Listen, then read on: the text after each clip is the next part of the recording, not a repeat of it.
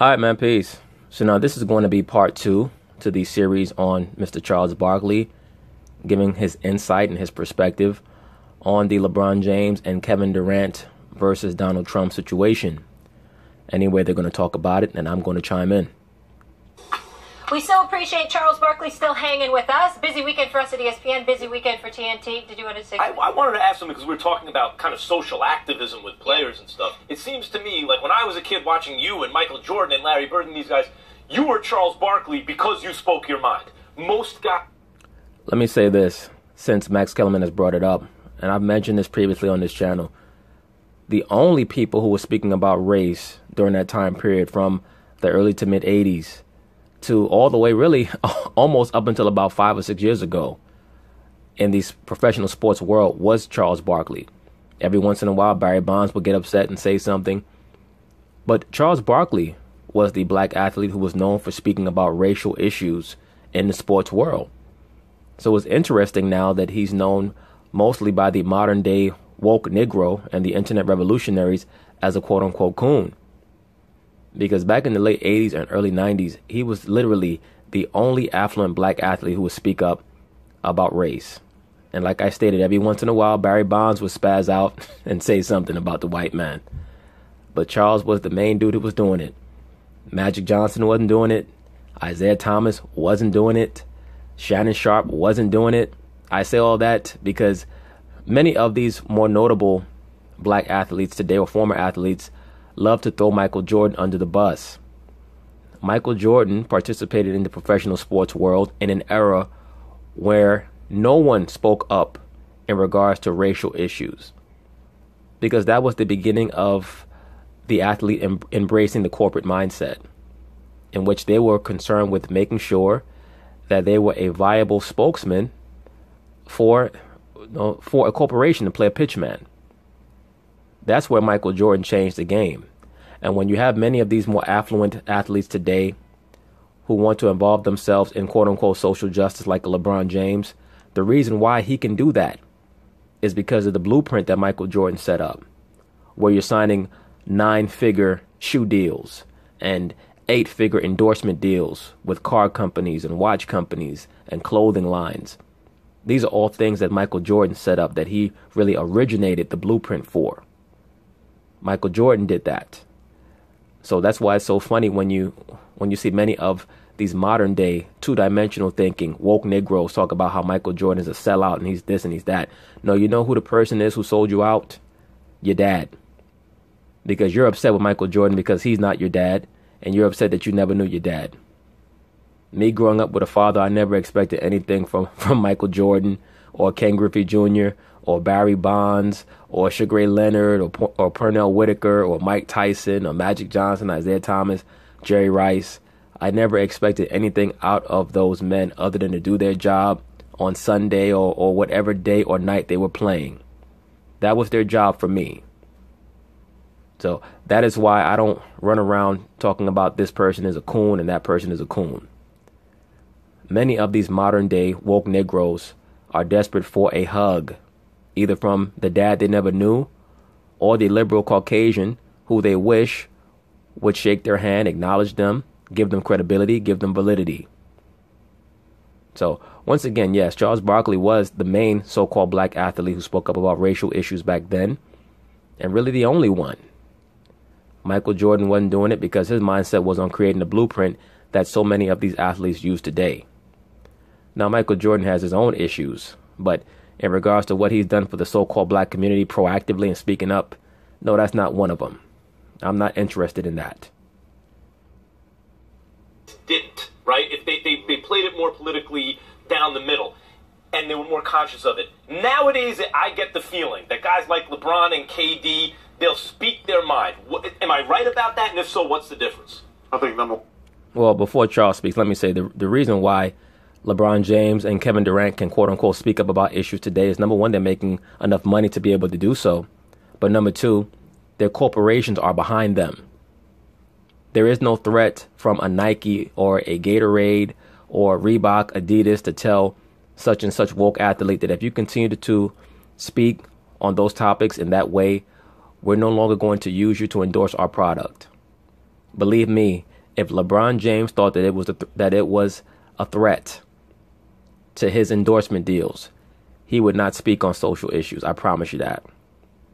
If any of his corporate sponsors told him that much of his rhetoric was damaging the bottom line, he would stop. And the proof of that is his relationship with Nike and his reticence on speaking about the sweatshops overseas. As I've told you guys before, the main reason why he advocated for Hillary Clinton was because Donald Trump was going to put a major dent in Nike's revenue by shutting down a lot of the overseas warehouses that Nike was using to make their products. He was going to create many issues and roadblocks for all the companies who were outsourcing their workforce to overseas demographics, particularly in Southeast Asia. That is why Nike started the quote-unquote equality campaign, headlined by their monarch athletes like Serena Williams and pawns like LeBron James and Kevin Durant and all these woke, emotional-ass mama's boys. For me, it's different because growing up in Alabama, it's a big deal to me. Civil rights, social activism, things like that. Growing up right outside of Birmingham because of Montgomery, Selma, things like that, it means a great deal to me. That was the greatest person in my life ever was my grandmother. She talked about it nonstop. She's the best thing ever happened to me. You hear so many stories from a lot of high-level black athletes who tell you that the best thing that ever happened to them was their grandmother. And a lot of times people will shake their head yes and make a solemn face, but that really is an insult to the life that that person was forced to live. When somebody tells you that the greatest thing that ever happened to them in their life was their grandmother, what they're saying is, number one, their dad was most likely not there. Number two, their mother was most likely not that good a mother. Now, in the case of Charles Barkley, he states that he had a great mother and a great grandmother. But in most cases, when people exalt their grandmother, that's what that means. My dad wasn't there, and my mom really did not want to do the job of raising me. So she passed me off to my grandmother. The difference now is, number one, guys got their own platform. Number one, they got so much money and power. Agreed. When you're making $100 million a year, you can say what the hell you want to. Yeah, guaranteed. Pretty much. You're making $5 million a year, and you better shut the hell up. I mean, that's... Not necessarily, but if you're making $100 million a year, what that means is that your corporation is going to continue to back you. That's what that means. So once again, that's why I bring up the issue or the aspect of the blueprint that Michael Jordan laid out. You have so many of these low-level, two-dimensional thinking Negroes who always want to talk about Michael Jordan this and Michael Jordan's a sellout and this and that. If it wasn't for Michael Jordan, you wouldn't have a LeBron James. You wouldn't have a whole generation of players today who are making 9 figures here and 9 figures there. He created that paradigm. He's the reason why they can talk shit today over social media about race, going on and on about topics that they very rarely know anything about. He was different. I mean, I don't think guys understand. I remember, I'm so old. I remember we were going around the locker room high-fiving people the first time somebody made $1 million. And we're like, we can't believe. Obviously, I got to the NBA in '84, but I remember we were going around the locker room high-fiving. I think it was Magic. First guy that made $1 million. And we were going crazy. And now you got guys making $30, $40 million, and that gives you a tremendous amount of power. And also, you have to factor in social media. I want to... Absolutely. Social media has made a huge, huge dent into any attempt that the mainstream media has made to stop people from receiving real information, as well as stopping various perspectives and outlooks from other people. Now, in this modern day time, everyone can contribute their viewpoints, their opinions, however informed or uninformed they may be, to the point where there's borderline information overload. Back in the Michael Jordan era, the Magic Johnson era, the print media was king. If you were a columnist back then, you pretty much controlled the flow of information. That's why they call it the fourth estate, because it was almost on the level of being a priesthood. You could affect how people thought. You could affect how they viewed things, all through the print media.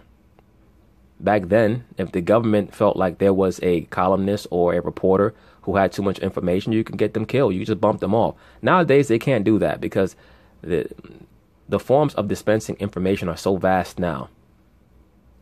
There's too many holes in the dam for them to plug. So whatever information leaks now, it's just got to come out. That's why they have the platform known as WikiLeaks, which pretty much keeps the government on its toes. It's just a totally different era. So when people try to compare the two, that's why when Magic Johnson and Isaiah Thomas had that two-man sit down where they ended up crying at the end, right before that, what were they talking about? They were patting themselves on the back for what they did socially. What did Magic Johnson say? He said, we were doing the same things back then that these players are doing today, but we didn't have social media. What was he really saying? What he really was saying was, there's no footage of me or Isaiah talking about the white man on TV, but behind closed doors or off camera, we were doing this, and that. He wants the younger generation of so-called black men who are now running their mouth on television about race to know we did our thing too, because Magic is another person who's worried about how people perceive him. Michael Jordan doesn't care about how he's perceived. So the things that he's done or hasn't done are always going to be kept with him. He's the type of person that if he dies tomorrow, all these people are going to come out of the woodwork talking about what he did or did not do for them. Michael Jordan's going to be a person where a lot of stories are going to come out about him after he's gone, both positive and negative. And that's just life.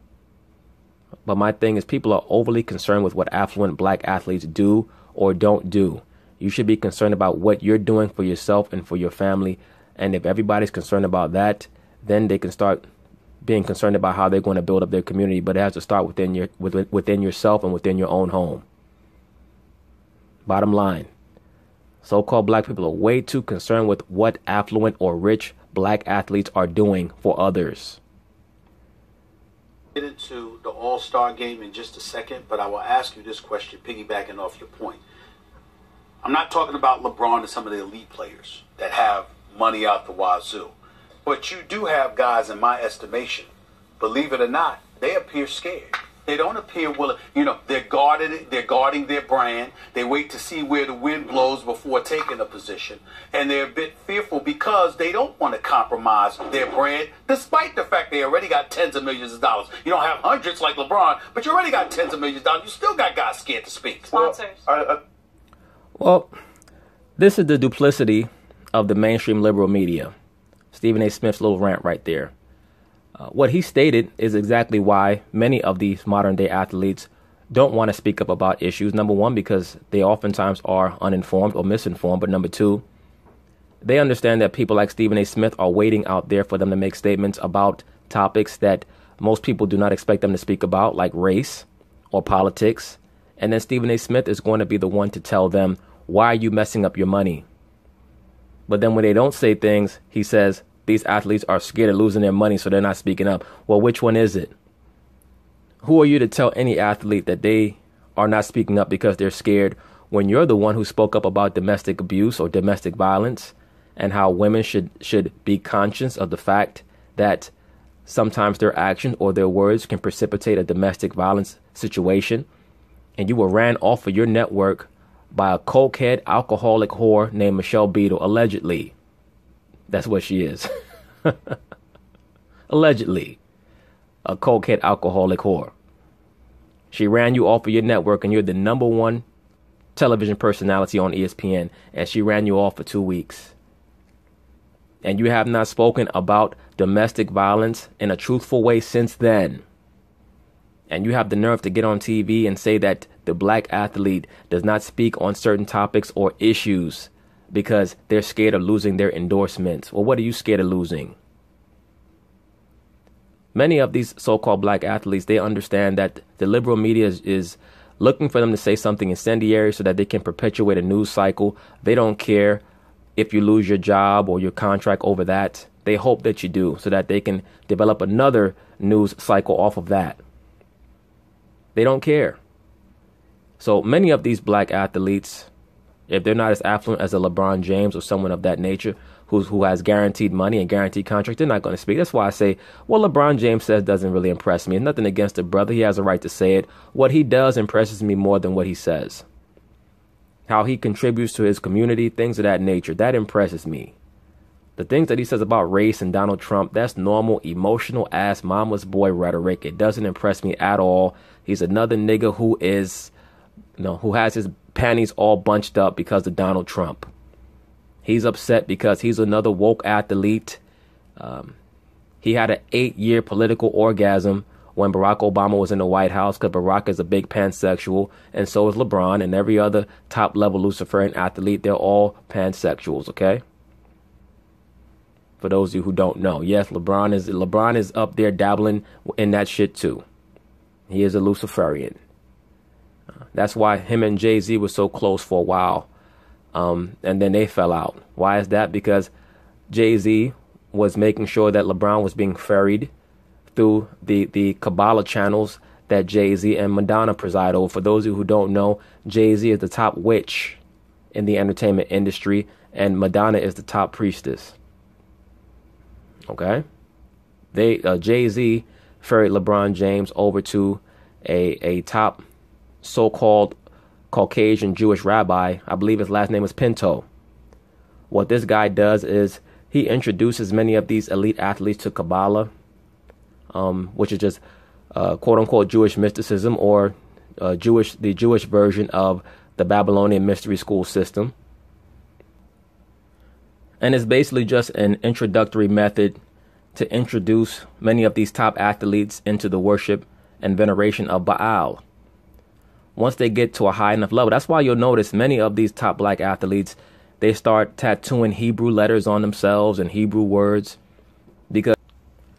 And basically, LeBron James and his wife found themselves being extorted by this rabbi. I believe his name is Yashayahu Pinto.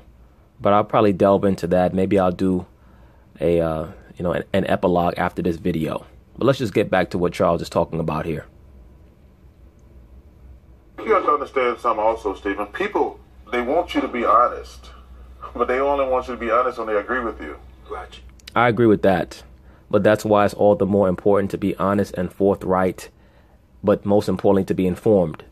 Because when you're informed and you're honest, even when people do not think that they agree with you, after a while, if they have any form of cognitive function, they'll sit back and they'll say, you know what, I never thought of it like that.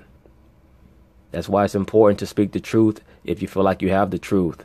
And that's why it's all the more important to be informed on the topics that you speak about. It's not enough to have a mouth. You have to have a brain to go with that mouth. In America, people are taught that they should be able to speak just because they have a mouth. No, you should not. No, you should not.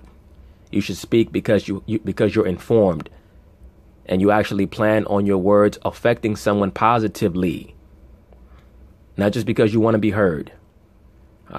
A baby wants to be heard. When an adult speaks, it should be to aid someone, to make them a better person than they were before you open your mouth. That's what having the power to speak is all about as an adult. And one thing about this country, one of the reasons it's the greatest country ever, you can say whatever you want to and freedom of speech. But people... Well, yes, but that's also a double-edged sword. That's a double-edged sword. Please understand that so-called freedom of speech was not set up for what we have here today. If they knew back in the 1780s what America would be like today, they would have said to themselves, you know what, let's moderate this let's moderate this bill on freedom of speech. What they call the Bill of Rights would have been completely amended, among other things they would have amended. But they wanted America to be a haven for witchcraft. That's truly what America was set up for. People like George Washington and Thomas Jefferson and Benjamin Franklin, these men were all high-level witches, Luciferians. They wanted America to be a haven for witches. That's what the freedom of religion was all about. Because back in Europe, in Britain, where many of those men came from, or their ancestry came from, if you did many of the things back in Britain that they were doing here in America, they'll be burned alive. All right? So that's truly why they ended up here in the first place. They were practicing witchcraft, and many of them were kicked out of Britain. And when they landed here, they saw that they had the freedoms to do certain things that they did not have back in the quote-unquote mother country. This is what many of these laws and provisions to preserve freedom were set up for, so that they would be able to worship and venerate Baal, Asar, Pan, Bacchus. That's why when you finally get to the mid to late 1800s, when they come out to the West Coast, to California, they set up Hollywood, which was meant to be a venue, a mechanism to create a portal to promote, propagate their beliefs to the masses. That's why it's called Hollywood. Like, I had a brother come and ask me, well, it was called Hollywood before they set up the entertainment industry there. Why is that? You know, when you look up the origin of the term Hollywood, it gives you this BS cockamamie story about an Asian man who was carrying pieces of wood that he chopped down, and supposedly the originator for the name Hollywood asked the Asian man what he was doing, and he said Hollywood. And allegedly that's the reason why they named that region Hollywood. That's nonsense. That area was called Hollywood in remembrance of the Holly King. The Holly King is talking about Nimrod. You had two kings, the Oak King and the Holly King. The Oak King is Cush, or as he's known as Pan, or Cernunnos. The Holly King is talking about Asar, right, or Osiris. He's also known as the god of vegetation, the evergreen god. Right. In his incarnation as the sun, he's known as Heru or Apollo or Tammuz or Bacchus, the god of vegetation, god of wine, god of acting, the theater. Okay, so that's how that was all set up. Even though people have talked about how America was set up for freedom of speech, it wasn't set up for what is going on today. If they knew that black people would be running around here, running their mouths and all that, they would not have allowed that provision. Believe me. But now, they've made their bed. They pretty much have to lie in it. That's why this is modern day Babylon. This is the land of confusion. The term Babylon means confused or confusion. They want you to be honest, but they only want you to be honest when they agree with you. And Kobe, I agree. We interviewed Kobe a couple of weeks ago. He said something. I don't tell guys what to say or what to do. Everybody is not comfortable talking on all these issues. And first of all, let me say this. A lot of these guys are unqualified. Yes, no question. Oh, absolutely. And one can say that you're unqualified, and so is Stephen A. Smith. I mean, let's be for real. What qualifies either one of you guys to speak about race? We already know what both of you guys want. You're both boule. You want to hide the fact that you're getting the hug that the masses of liberal blacks wish that they were getting from the liberal Caucasian. Stephen A. Smith and Charles Barkley are closer to getting that hug than most of the internet revolutionaries and liberal blacks are. So they have less to be mad about. Their job is to act as a buffer between the black masses and the elite level Caucasians. That's why they're the boule. The term boule means the advisor to the king. I think Nick Saban, I love my Auburn Tigers, but I think Nick Saban is the greatest college football coach ever.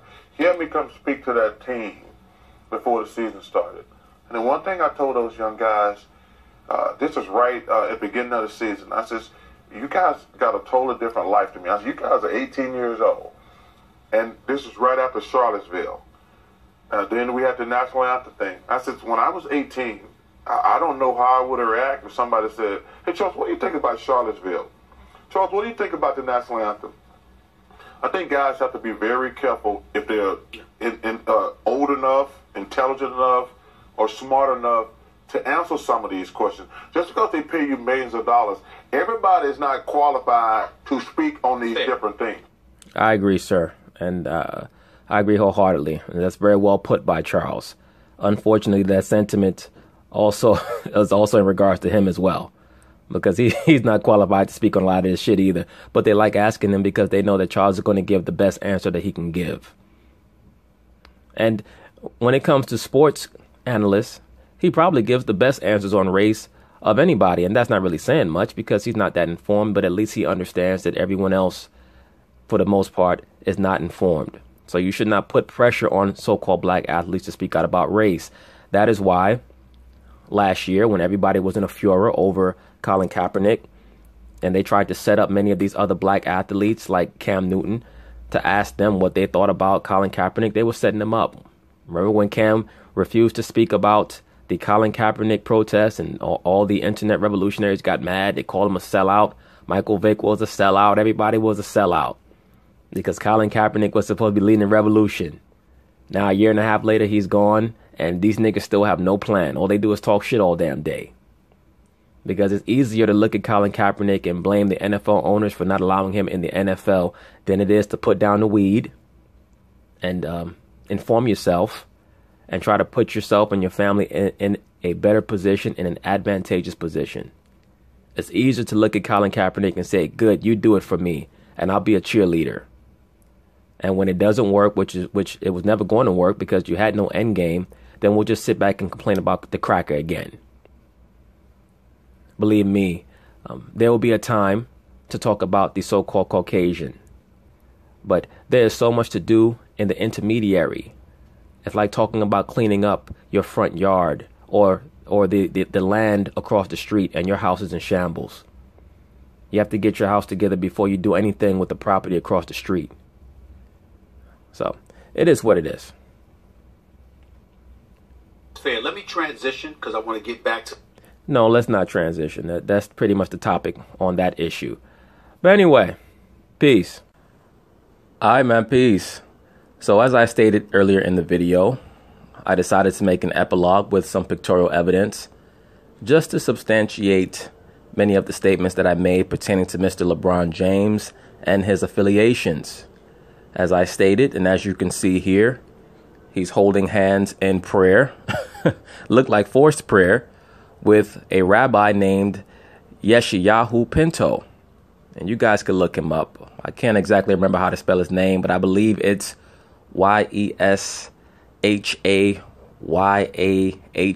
last name Pinto. And as you can see by looking at LeBron James's face here, he's not happy to be involved in what he's involved in.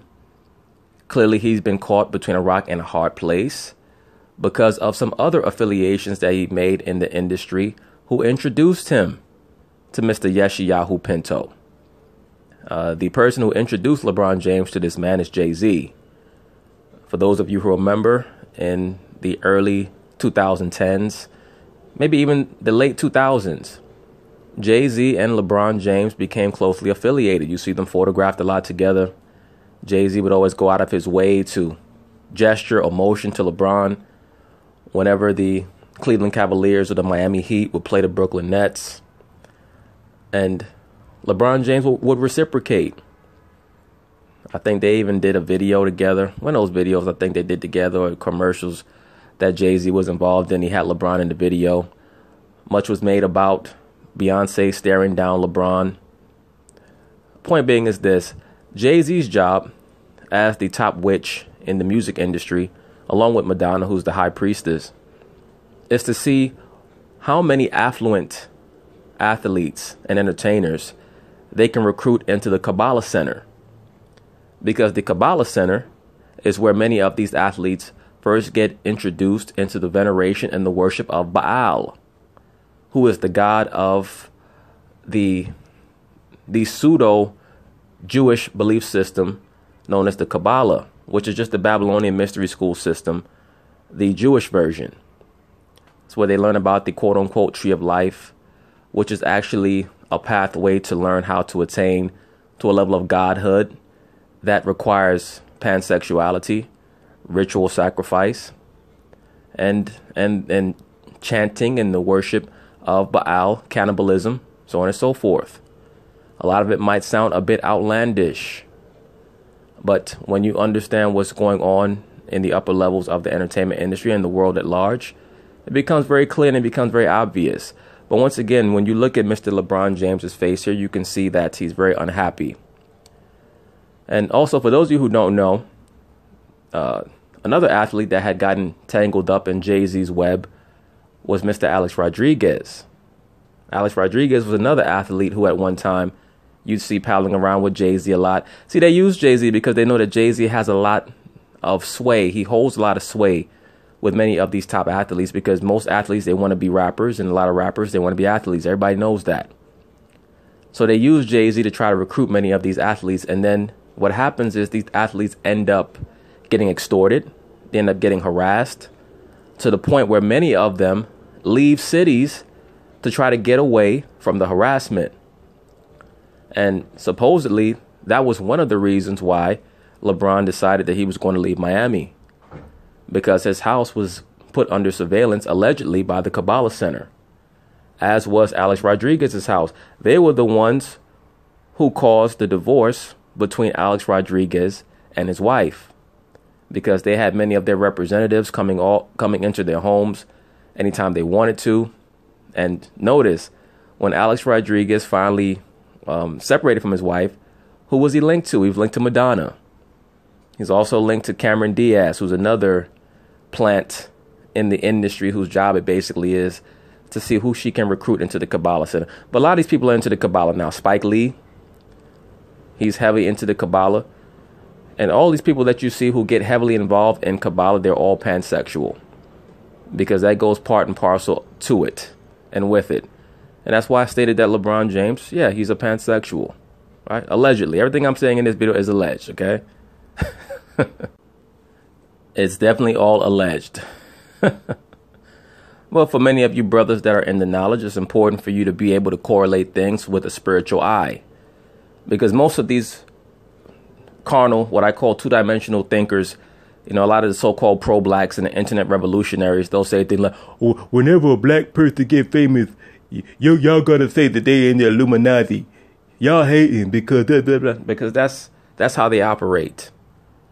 A lot of our people have been relegated to useless eater mentality, meaning they don't understand what's going on around them. It's very easy to program them. It's very easy to put a battery in the back of the majority of so-called black people. Very easy. And once again, that's to take nothing away from Mr. LeBron James. He's an incredible athlete. He does great things for his community. But a lot of that also goes into feeding the cult of personality. And it's not to say that he's not sincere, but he's definitely caught up in and embroiled in a lot of very nefarious situations. He has a lot of bad connections. Okay? And as you can see here, he does not want to be there. And as I already stated, allegedly one of the reasons why he fled Miami was because, at the behest of his wife, she no longer wanted to be subjected to the harassment of the quote-unquote Kabbalah Center. Now, I don't know if they're still involved with them at all, but as I stated, that's why you'll notice many of these affluent black entertainers, particularly in basketball, you'll always see them tattooing some type of Hebrew letter on themselves, or they're talking about how they're trying to learn Hebrew, but they're embracing the Hasidic form of Judaism. That's why, whether it's Shaq or many of these other more affluent basketball players, they're being introduced slowly into the Kabbalah Center. All right, so just watch out for that.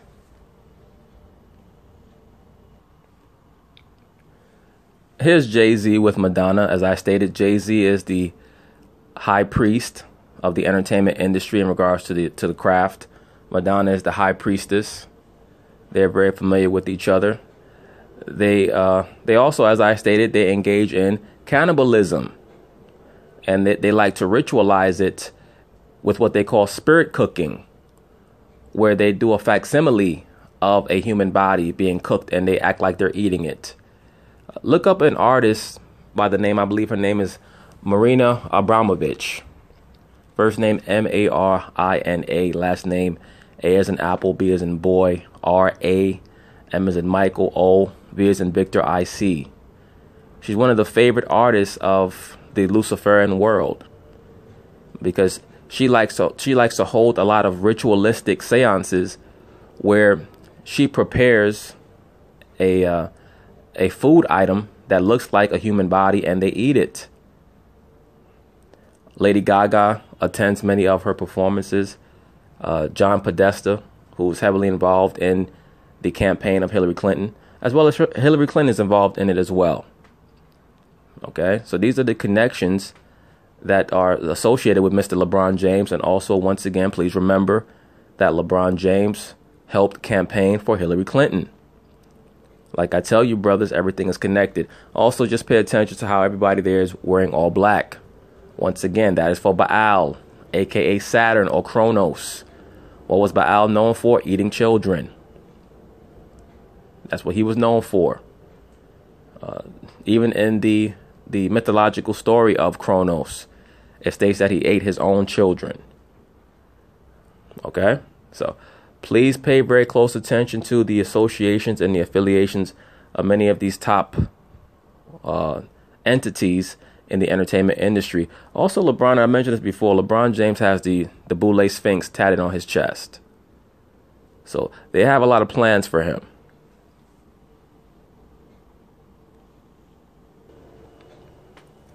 Now, I believe that this photo was taken at the same function because it seems that Madonna has on the same outfit. As you can see also, the other mind-controlled monarch children, beta program sex kittens. Alicia Keys, Beyonce, Rihanna, 3 biggest whores in the industry. No disrespect to them, but 3 biggest whores in the industry, or 3 of the bigger whores in the industry, allegedly. They are facsimiles of the mother goddess principle. Sometimes they take on the energy of Kali, the destroyer goddess, the warrior goddess. Sometimes they take on the energy of Minerva, the goddess of wisdom. And sometimes they take on the energy of Aphrodite/Venus, who is the sex goddess. All right. Now, the boxer Adrian Broner, for those of you who remember, he turned down signing to Roc Nation. And in one of his rants, he said, F Jay-Z and F Rihanna's pussy. In other words, Jay-Z had offered Rihanna to Adrian Broner in exchange for signing with Roc Nation because Jay-Z pimps out Rihanna as well as Rita Ora. Right? Allegedly. He pimps them out, though, because he has their keys. As Jay-Z states, he is the modern-day Frank Sinatra. He has the keys for a lot of these top-level singers in the industry. He can tell them what to do. All right. And I already did a video on Alicia Keys. Alicia Keys, she's a program multiple, and as is Beyonce as well. Beyonce's diamond level. She's on the level of Madonna. Beyonce did a video. I'm trying to remember what the name of the video was, where it showed her going through many of her altered personalities. If I remember it, I'll bring it up. But I believe that she had on the leopard print, as well as the green emerald color. If I remember what that video was, I'll go through it. But all these people are just basically human androids. That's all they are. Here goes Madonna and real life Get Out victim Kanye West. This brother's been in the quote-unquote sunken place for years now, never to return. Okay? Kanye West, as you knew him back in the mid-2000s, will never be the same again. He will never return. They will let him out every once in a while to make the public think that he's still the same person, but he's gone. He's been gone, and he's not coming back. Okay? Once again, that film Get Out was meant to be a satire of what's actually going on in the entertainment industry. But I'll cover that later on. And yes, Madonna is one of his handlers. When you're at that level like a Madonna and Jay-Z, they have the keys for a lot of these people. Madonna has ritualistic sex with a lot of these people. That's why she's known as Madonna. That is basically an allusion to her being the mother goddess.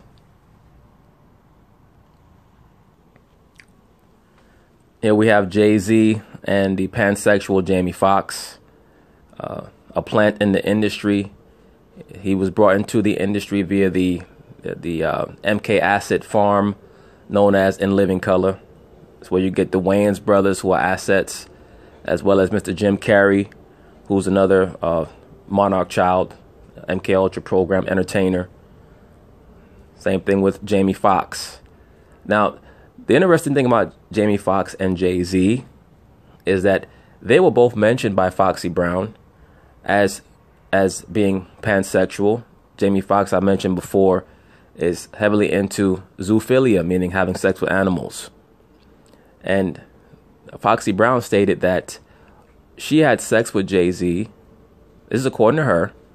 She had sex with Jay-Z, and Jamie Foxx came in the room, and she was forced to get gangbanged by the both of them. Okay, she did not know that Jamie Foxx was there. But while she was engaging in sexual intercourse with Jay-Z, Jamie Foxx entered the room, and she was put in a position where she was forced to engage in intercourse with both of them. This is allegedly according to her statements. All right.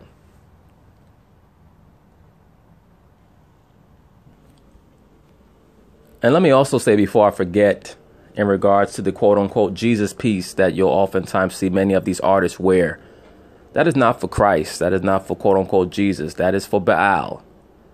All right? So once again, you see Jay-Z rocking the all black. That's for Saturn, a.k.a. Baal, Kronos, whatever you want to call him, Nimrod. That is who he is trying to associate himself with. That's who he's trying to court the energies of when he dresses like that. All black is the color for Asar or Osiris, who is the god of the Kabbalah, the god of the tree of life, as they call it, that tree of life. You know where you can see the tree of life get alluded to also? If you ever seen the first Thor movie in the Marvel Cinematic Universe, there's a scene where Thor sits down with his girlfriend, played by Natalie Portman, another program multiple, and he's trying to explain the tree of life to her, what they call the 9 realms. And he points to his planet. His planet is, of course, Asgard, as they call it, from Norse mythology. But that's actually talking about the planet Saturn. Okay? I'll probably delve deeper into this in another video. But they worship Saturn. And they call it by different names. Krypton, Asgard. It's also the planet where E.T. came from. They just don't get that explicit in the movie. But that's the point of the quote-unquote tree of life, is they're trying to navigate themselves through the conduits of the tree of life to godhood. They believe that they're all gods. Okay? But that is what the so-called Jesus piece, or that chain, represents. Because you'll see all the rappers wear it. When you see the rappers wearing it, they're wearing it for Baal. Or many of the athletes also. They worship Baal. Many of your top-level athletes, they're Baal worshippers. Whether you're talking about Floyd Mayweather, Michael Jordan, you name them, Tiger Woods, they venerate Baal.